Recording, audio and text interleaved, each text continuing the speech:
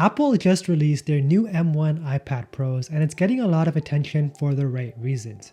So you may be asking yourself, what's really different this year and is it worth upgrading to the new M1s? To be quite honest with you, I wasn't planning on making this comparison video, but so many of you guys in my previous 2 iPad videos kept asking me if you should upgrade to the M1 iPad Pros from your iPad Air 4. This comment from Sandy really struck a chord with me. She commented that she got the 2020 iPad Air 4 just a couple of months ago and she's wondering if she should get rid of her iPad Air 4 and upgrade to the new M1 iPad Pros. There are a few things to keep in mind here. First off, the iPad Air 4 is an Apple product, meaning that longevity is one of its core strengths. You will receive software updates for at least the next 5 to 6 years. Plus, it comes with 2nd generation Apple Pencil support and it's also compatible with the 11-inch MagicKeyboard. This year with the M1 iPad Pro, Apple added a Thunderbolt 3 port, beefed up the cameras, enhanced the display on the 12.9-inch variant, and equipped the 2021 iPad Pro with the all-powerful M1 chipset. So this surely must mean that this is the iPad to get, right? Well, that is a difficult question to answer that we will tackle in this video. I sincerely want you guys to save as much money as possible while also getting the best bang for your buck. So let's break down this comparison.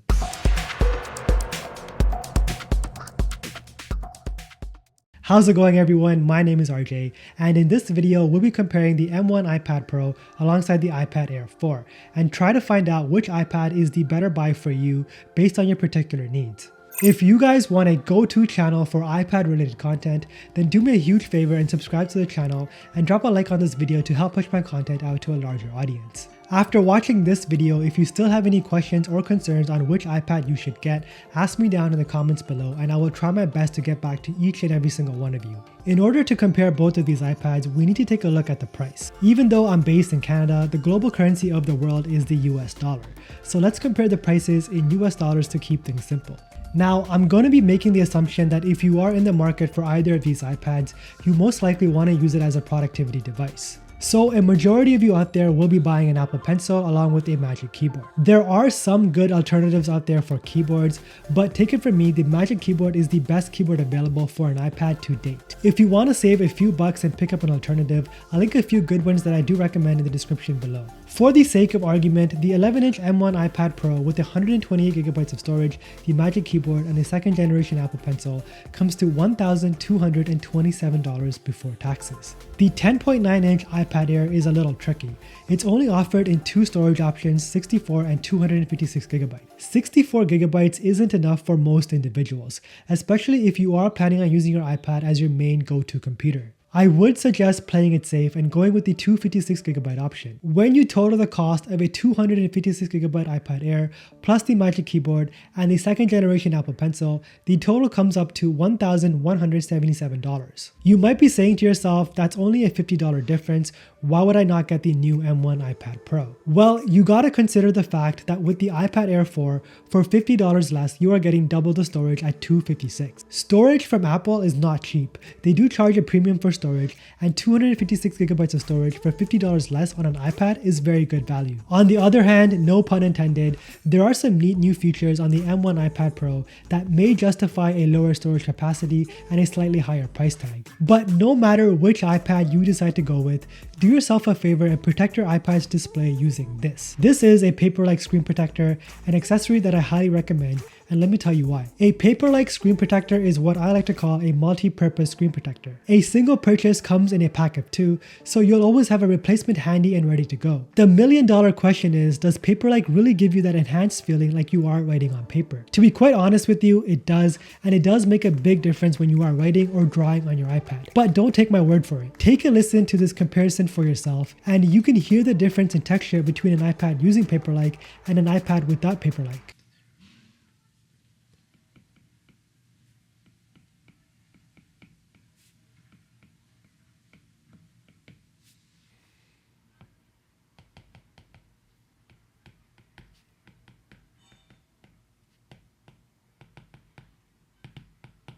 So as you guys heard for yourself, Paperlike makes a big difference in enhancing your writing experience. There's also this matte finish to the screen protector that helps reduce glare and reflections. This is great if you do use your iPad outdoors or under a bright light. If you hate fingerprints on your iPad as much as I do, the screen protector does keep fingerprints to a minimum. As an added bonus, not many people know this, but the tip of your Apple Pencil does wear out over time and you do have to eventually replace it. But with a Paperlike screen protector on, it will maintain the tip of your Apple Pencil for as long as possible. So yeah, aside from the Magic Keyboard, this is a must-have accessory that I do recommend. If you want to pick up a Paperlike screen protector for your iPad, link is pinned in the comments below. Both iPads support an aluminum build with thin bezels highlighting the display. With the iPad Air 4 though, you do have a plethora of color options to choose from. I went with the rose gold color option, and I think this combination with the new white Magic Keyboard just looks so good, and surprisingly after about 10 days of usage, the white Magic Keyboard is still looking pretty clean. What I love about the iPad Air 4 is that embedded within the power button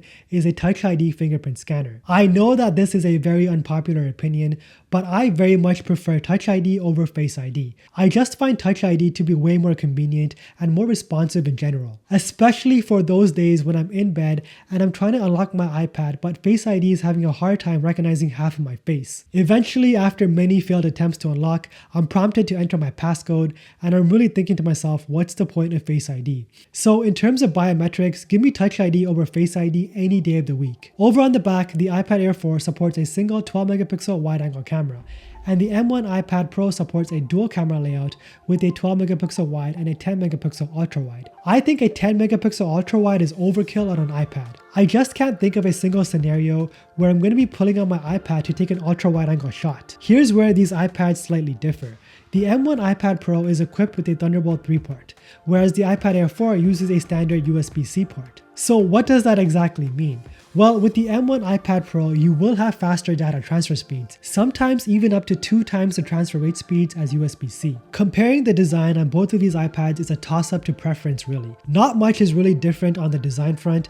Yes, the bezels are a bit thicker on the iPad Air 4, but nothing to lose your mind over. With both these iPads, you get a thin, light tablet, making it super easy to handle and use on a day-to-day basis. You may have heard that the M1 iPad Pro comes with a stunning new XDR display.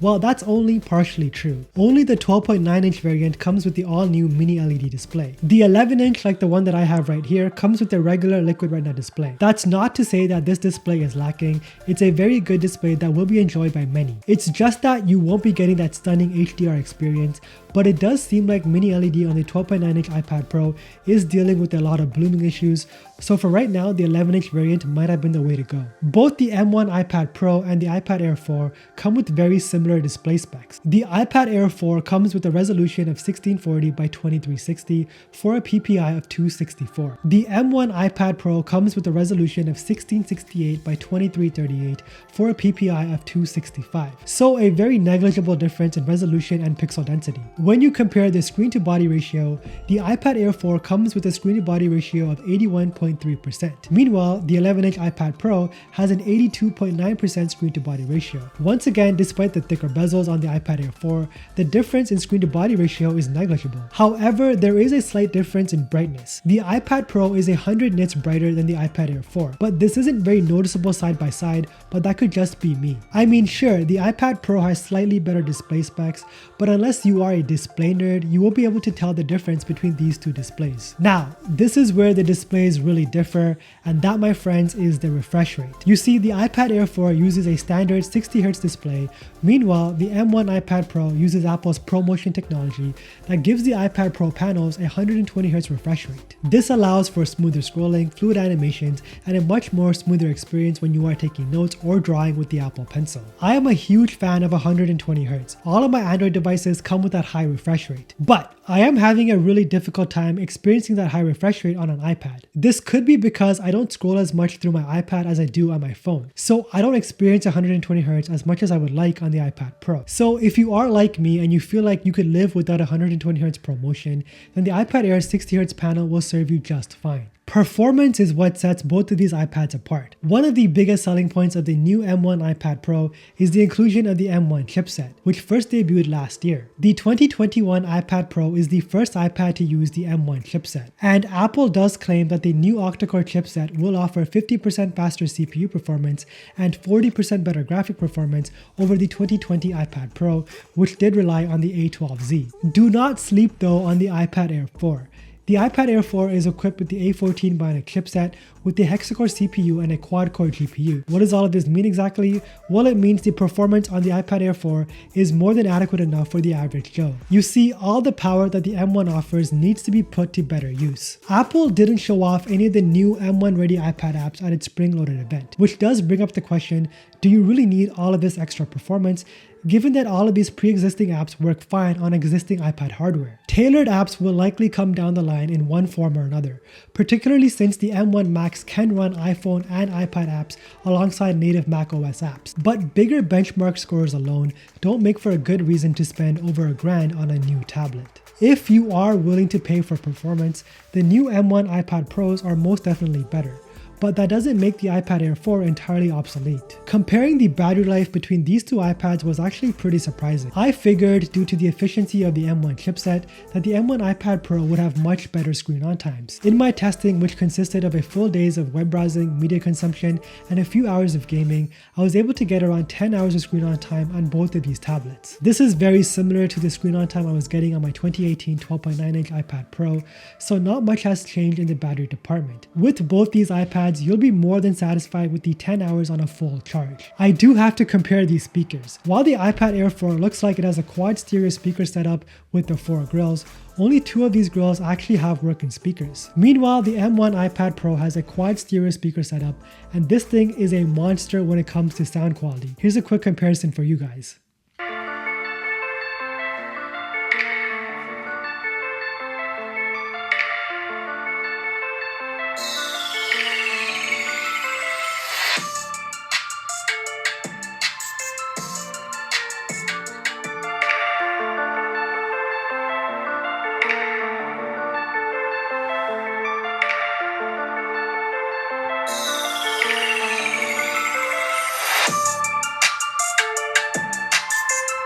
Now, I don't necessarily take too many pictures on my iPad.